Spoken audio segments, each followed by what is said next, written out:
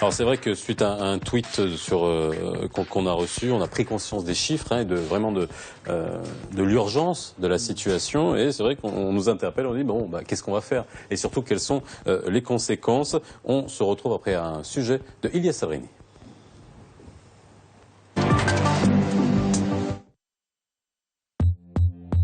Lauréat du prix Confucius pour la lutte contre l'analphabétisme en 2012, le Maroc tente par de multiples initiatives d'éradiquer ce phénomène. Lancée en 2004, la stratégie nationale d'alphabétisation implique opérateurs publics, associations et entreprises dans la lutte contre ce fléau. Plus de 6 millions de personnes ont bénéficié de ce programme durant les 10 dernières années. Le plan d'action 2012-2015 vise à renforcer les acquis de ces dernières années, surtout auprès de la population analphabète âgée de 15 ans et plus. L'objectif ? Ramener l'analphabétisme à 20% en 2016. Les défis. Augmenter le rythme de l'alphabétisation afin d'atteindre le chiffre d'1 million d'alphabétisés par an. Adapter les outils et les programmes selon les besoins des populations cibles. Et enfin, assurer des conditions de réussite aux titulaires du programme à travers des partenariats susceptibles de drainer des financements. Estimé à 400 millions de dirhams par an, la mise en place de ce plan d'action est à présent assurée à 50% par l'État et par la contribution de quelques partenaires étrangers. Comment favoriser le financement de ce plan d'action? Pour rappel, les dépenses en alphabétisation des adultes ne représentent que 0,03% du PIB, un chiffre bien en dessous des normes internationales. Outre les initiatives visant à réduire l'analphabétisme chez les adultes, il convient également de s'attaquer au mal à la racine. Comment réduire l'ampleur de l'abandon scolaire qui vient chaque année grossir les rangs des analphabètes? Bon, on le voit bien, vaste sujet, on aura du mal à boucler ça en une demi-heure. Mais on va essayer justement, pour les gens qui nous regardent, de donner une grille de lecture qui soit simple et concrète. Je voulais juste vous faire finir. Tout à l'heure, vous nous donniez des chiffres sur ce que ça coûte. On a eu que coûte l'analphabétisme. Allez, on va parler d'une manière froide sur voilà, ce que coûte en termes d'argent dans l'analphabétisme au pays. Voilà. Donc on a parlé de ça, mais en fait ce qu'il faut voir c'est qu'en plus les impacts ne sont pas les mêmes selon les populations. Il y a la population des femmes dont c'est avéré à travers des études qu'une femme analphabète, on l'a dit, ça a un impact sur l'éducation. Donc on est en train d'alimenter un cercle vicieux qui n'est pas vertueux, qu'une femme qui est analphabète va être moins sensible à l'éducation de ses enfants, au niveau de la santé, au niveau de l'environnement. De manière générale, une personne qui est analphabète n'a pas de participation politique, culturelle, économique, est complètement entravé, est exclu en fait de la société dans laquelle il vit. Et l'autre population où je pense que c'est important de sortir des agrégats pour se concentrer dessus, on a parlé des femmes, il y a aussi les jeunes. Il y a une étude qui a montré en fait qu'en milieu urbain, vous avez 1 200 000 jeunes qui ont un niveau d'études inférieur ou égal à la 6e année primaire. Avec ce qu'on a vu tous ensemble, là, ça veut dire qu'ils sont quasiment analphabètes. Et ces jeunes-là, et quand vous savez que la priorité absolue pour les jeunes garçons urbains, c'est absolument de l'insertion socio-professionnelle sans laquelle ils ne peuvent pas envisager un projet de vie, et que ces jeunes-là, et ça d'ailleurs c'était la Fondation Zakura Éducation qui l'avait fait en 2006, a fait une étude par un sociologue à Bimlel pour aller comprendre pourquoi les jeunes préféraient aller faire de l'immigration illégale et donc risquer leur vie plutôt que de rester investir au Maroc. Ce qui ressortait très clairement, c'était la problématique de l'absence de perspective d'insertion du fait de leur très faible niveau scolaire qui les rend presque analphabètes. Donc par rapport à ça, aujourd'hui, je pense que c'est très important de tirer la sonnette d'alarme à tous les niveaux. Qu'est-ce qu'on fait avec ces centaines de milliers, et c'est en train de grossir, de jeunes urbains, notamment les garçons, parce que les filles, elles ont d'autres problématiques qui sont très importantes. Je ne dis pas que c'est pas important, mais c'est juste que les garçons, c'est quelque chose qui est névralgique et qui fait qu'aujourd'hui, ils sont dans une détresse. Certains d'entre eux sont dans une vulnérabilité qui fait que dans un contexte que l'on connaît, international, qui fait le terreau de beaucoup de choses. Alors attendez, Saïd Henchen, ensuite Madame, et ensuite vous. Voilà, Saïd Henchen.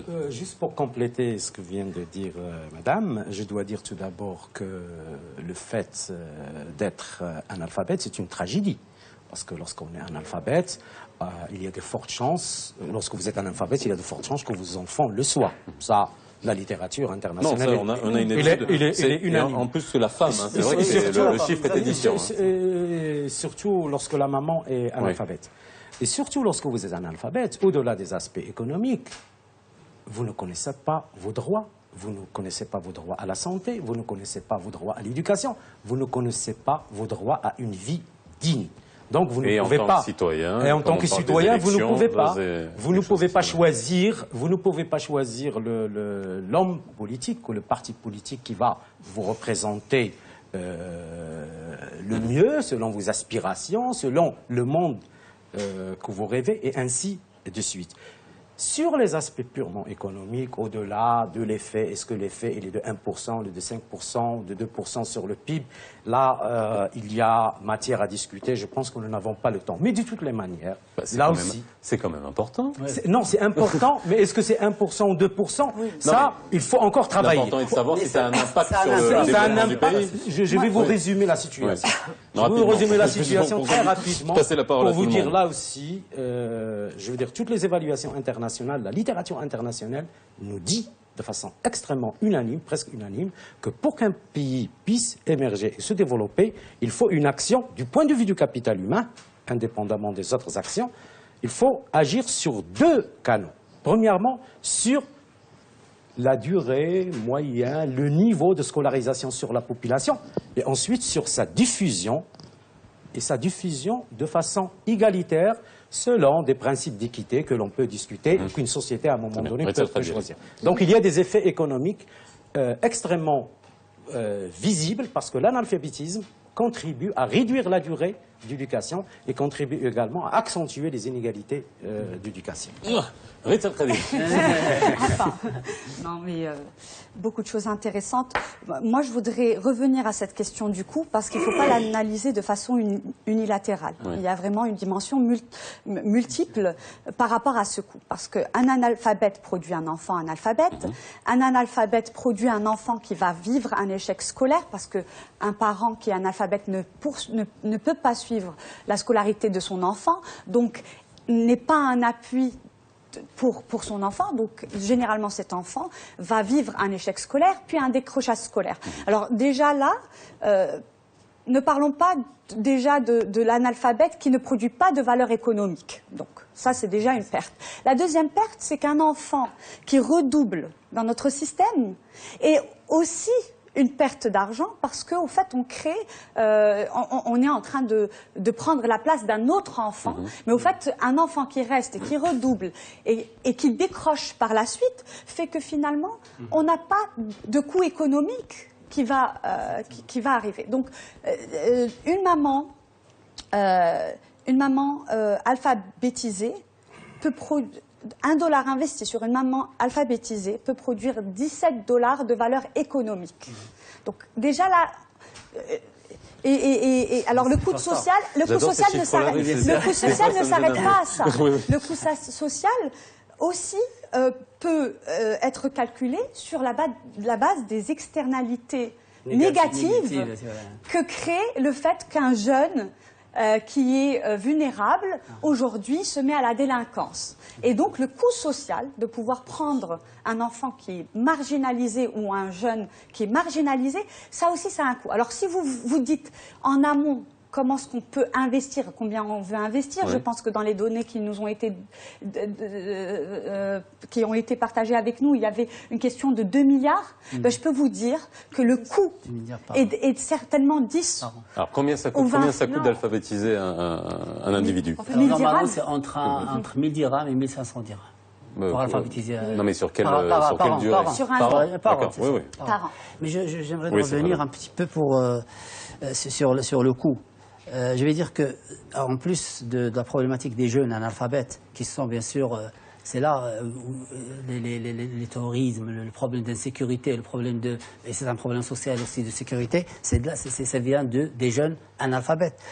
Quand on parle de population active qui est analphabète, nous avons déjà vu dans un programme qu'on a déjà vécu avec le programme Millennium Challenge, c'est qu'avec les secteurs de la pêche, les secteurs de l'agriculture, le secteur de l'artisanat, ils sont des secteurs productifs importants. Il y a un pourcentage d'analphabétisme très fort et donc ça bloque en quelque sorte le pouvoir de réaliser et de réussir les plans J'ajoute une chose.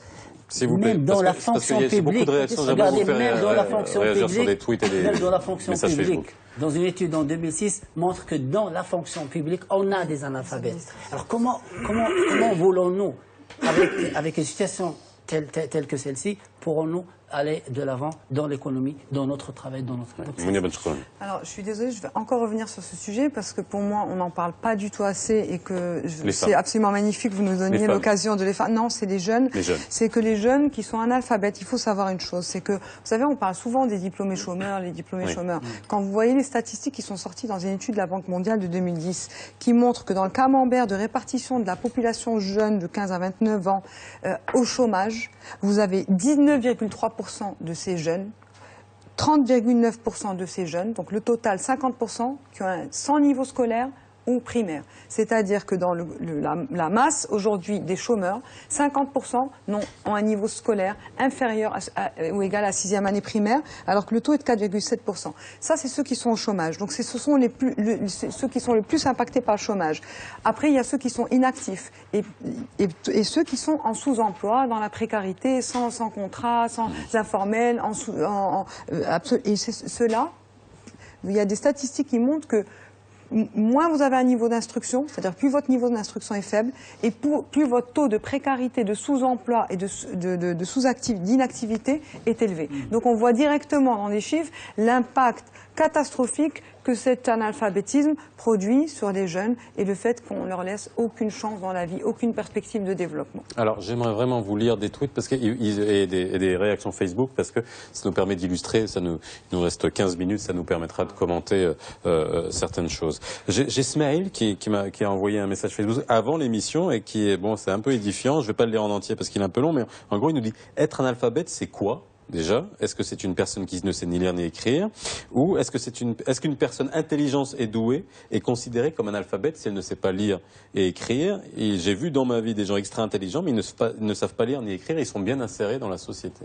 Est-ce que non mais alors, je vous vois faire une grimace. Oui, il fait une grimace. Est-ce que la perception, est-ce qu'on est encore à se dire, pour beaucoup de gens, c'est moi, c'est peut-être pas la peine que je sache lire et écrire. Moi, je sais me débrouiller, je peux m'insérer. Moi, j'ai une phrase et je laisse la parole aux autres. C'est que dans une étude où j'ai vu une vingtaine d'entreprises, quand je leur ai dit le plus bas niveau de l'échelle aujourd'hui, quand vous recrutez, qu'est-ce que vous exigez pour être meuleur, pour être vraiment le plus bas niveau? Niveau 3e année collège, formation professionnelle en qualification, des compétences sociales et un niveau de français. Donc, quand on me dit aujourd'hui, effectivement, dans le passé, il y a des gens qui étaient analphabètes qui s'en sont sortis, mais aujourd'hui, je peux vous dire qu'il y a une majorité qui vit dans un état de frustration pour les garçons et les hommes et de dépendance, de désautonomisation, par exemple, par rapport aux femmes, qui est absolument incroyable. Et aujourd'hui, c'est un handicap à tous les niveaux. Moi, j'aimerais quand même réagir sur ce qu'on pourrait faire pour pouvoir sortir de cette situation et essayer d'imaginer des politiques publiques devant ce drame national. Alors, permettez-moi tout d'abord de rappeler qu'il y a un certain nombre d'efforts qui ont été menés et qui ont consisté à préparer ce qu'on appelle une loi sur la formation professionnelle par le département de la formation professionnelle. Et parmi les composantes de cette loi, il y a ce qu'on appelle le cadre national de certification. Qu'est-ce que ça veut dire, ce cadre national de certification? C'est un cadre qui convient parfaitement à un modèle de formation tout au long de la vie, qui a été adopté par plusieurs pays, y compris des pays émergents. Donc c'est un cadre qui permet de classer tous les individus d'une société donnée selon leur niveau de capital humain, donc de la société marocaine.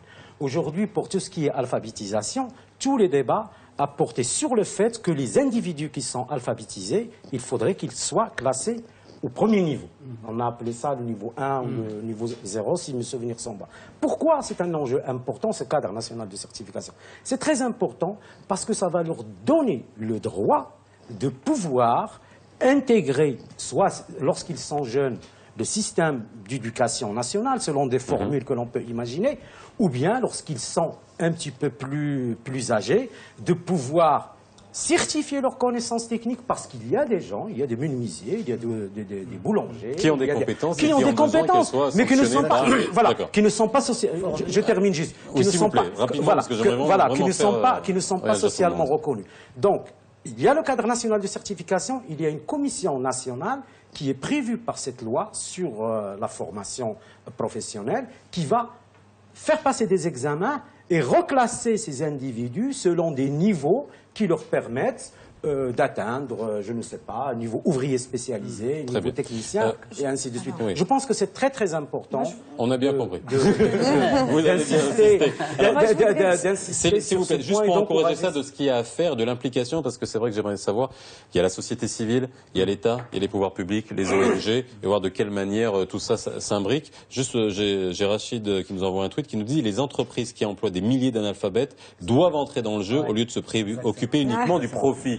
Non, alors, mais vous êtes d'accord avec ça? Oui, totalement. Oui, bon. Alors, je dirais qu'il y a aussi déjà des entreprises qui sont dans cette dynamique. Nous, à la Fondation Zakora, on est souvent sollicité par des entreprises pour travailler sur l'alphabétisation des employés, des salariés et l'alphabétisation fonctionnelle. Alors, ce qui me fait un peu revenir à la question de Smaïl, c'est est-ce qu'on peut vraiment fonctionner en étant analphabète? Et je vais vous parler d'une petite anecdote qu'on a eue à la Fondation Zakora. Nous avons lancé un programme de formation dans notre champ d'intervention employabilité des jeunes, un programme de formation qui était destiné à des jeunes non diplômés, qui étaient marginalisés et donc qui auraient eu une opportunité de formation à travers l'OFPPT et puis par la suite d'autres activités pour monter des activités génératrices de revenus.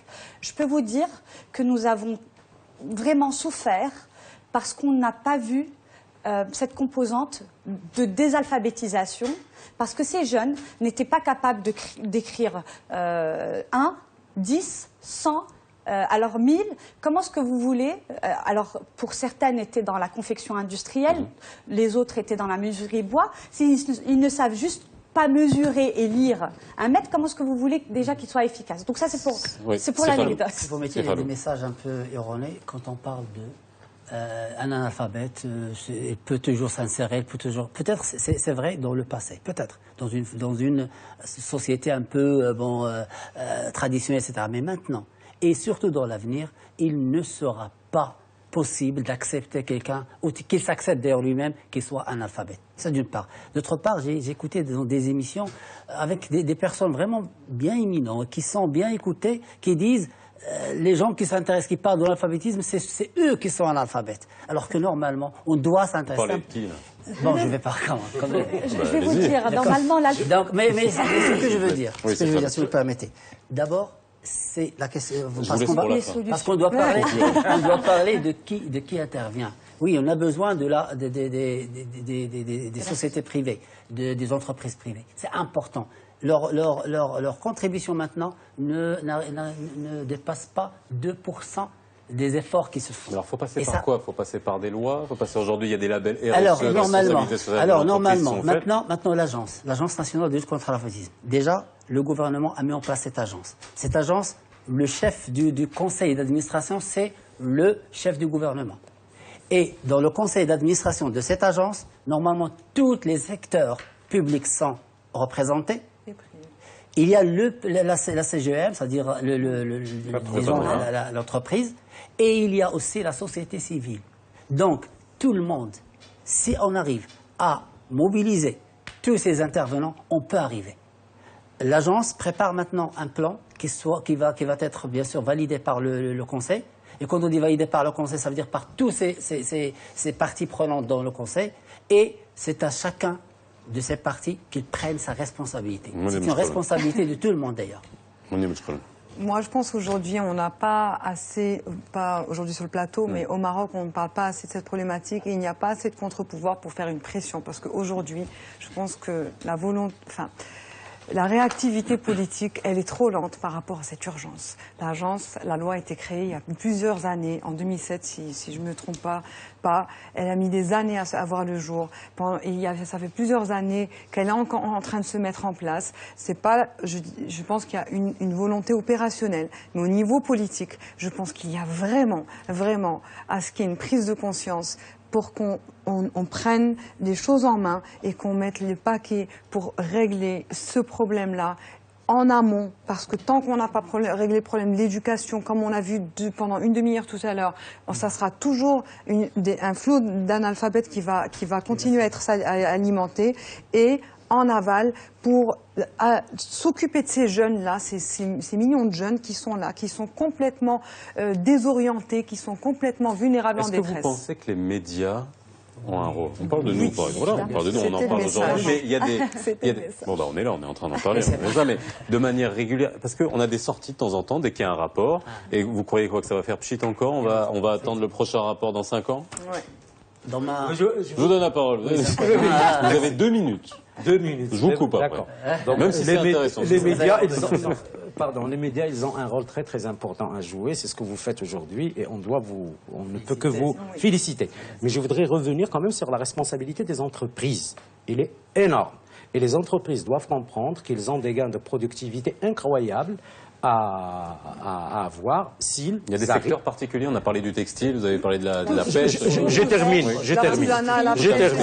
Il Il faudrait quand même savoir, il faudrait que les téléspectateurs sachent qu'il y a maintenant une loi qui va être discutée dans le Parlement. Une loi faisant partie de cette fameuse stratégie de la formation professionnelle qui envisage que l'alphabétisation des salariés fasse partie de la politique de financement de la formation. Alors, on parle juste pour illustrer ça. Samy, sur Facebook, nous dit l'OFPPT a mis en place, dans le cadre des contrats spéciaux de formation, le financement d'une partie des frais d'alphabétisation en entreprise. Quel est le taux d'utilisation de ce fonds? Ça, c'est une question concrète.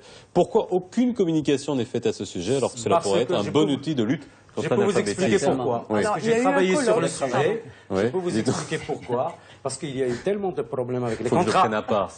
Avec les contrats spéciaux de formation, on a complexifié la procédure et les entreprises sont très peu incitées à les utiliser. Maintenant,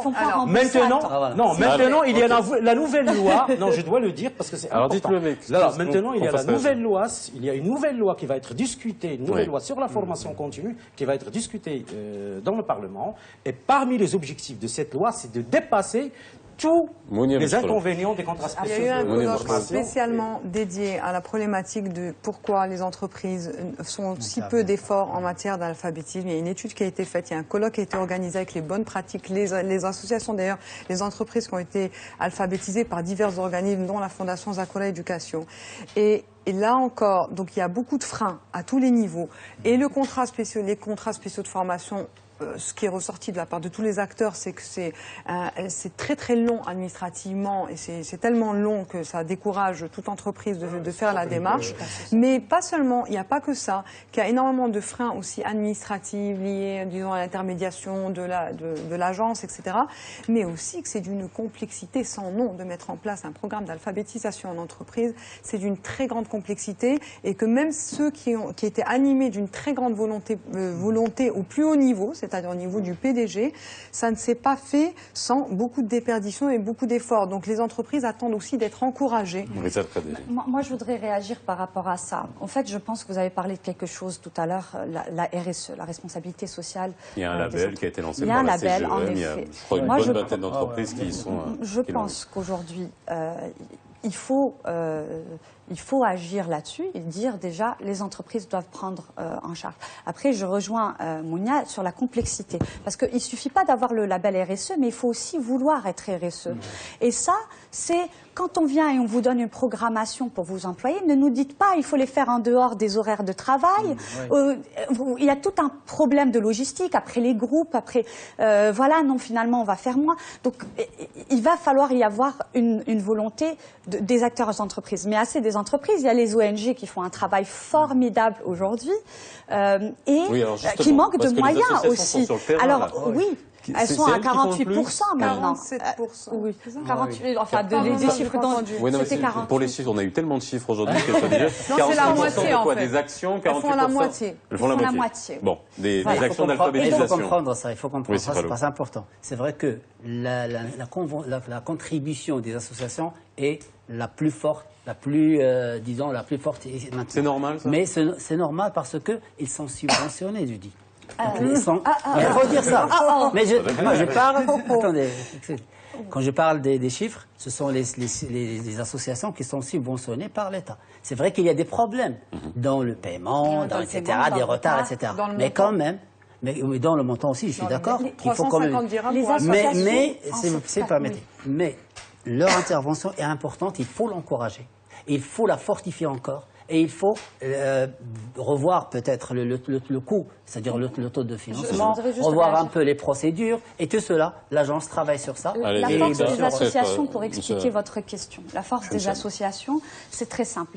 Les associations arrivent à agir sur la proximité, ce qui n'est pas forcément quelque chose qui est possible quand on est au central ou au régional. Et la proximité, je parle dans le Douar derrière et derrière la montagne. Donc ça, c'est quelque chose, c'est un atout que nous avons et que nous devons éventuellement renforcer. Je vous dis, aujourd'hui, c'est aussi une question de moyens. Après, je voudrais quand même réagir sur les solutions, sinon on va avoir des frustrations. Alors, les solutions, il n'y en a pas une. Et je pense qu'il faut déjà toucher tout un écosystème. Et par un écosystème, c'est-à-dire voir la problématique dans sa complexité, dans son volet préventif, dans son volet curatif, et comment, en effet, on va déployer quelque chose de qualitatif pour que ça puisse suivre et qu'on ne tombe pas dans ces phénomènes d'alphabétisation et d'illettrisme. Donc la qualité même du programme d'alphabétisation est quelque chose à considérer, parce qu'il ne faut pas aujourd'hui juste dire on va alphabétiser tout le monde et ça va marcher. Non. Alors, il y a des approches. Nous, à la Fondation, nous avons testé ce qu'on appelle l'approche intégrée. Et cette approche intégrée, c'est très simple, c'est que nous n'allons pas agir seulement sur le volet alphabétisation, parce qu'il y a un facteur motivation, il y a un facteur disponibilité qui est très très important à prendre en considération dans ces programmes. Donc on agit sur, par exemple, dans notre programme de préscolaire à NIR, nous avons la possibilité d'alphabétiser les mamans des enfants dans le préscolaire. Donc au fait, on joue un double rôle. Voilà. Quand on fait sur nos programmes d'insertion des jeunes, on a automatiquement un renforcement académique. Aujourd'hui, la première composante de nos programmes d'employabilité pour les jeunes démarre par un renforcement académique. Sinon, on ne peut rien faire. La troisième chose, c'est les femmes. Les femmes, alors avant de parler d'autonomisation des femmes, parce qu'on travaille aussi dans ce secteur, on commence déjà par l'alphabétisation, la post-alphabétisation. Après, il y a un diagnostic qui est fait sur la capacité de ces femmes à être formées à quelque chose de spécifique et qui répond à un besoin local. Et donc, par la suite, ça donne lieu à quoi? Ça donne lieu à des activités génératrices de revenus. Donc, tout ça pour dire qu'il faut inscrire aussi l'alphabétisation dans des passerelles économiques et des passerelles qui sont... Voilà, il ne faut pas les sortir d'une motif. Il faut créer un peu... S'il vous plaît, parce que tout à l'heure, je donne la parole juste une minute. D'abord, je dois bien évidemment saluer le rôle de la société civile ou des associations, qu'ils soient financés par l'État ou qu'ils soient autofinancés, effectivement. Mais moi, je me pose la question, est-ce que devant ces 10 millions de stocks d'analphabètes, c'est aux associations de résoudre le problème? Je crains que la réponse soit non.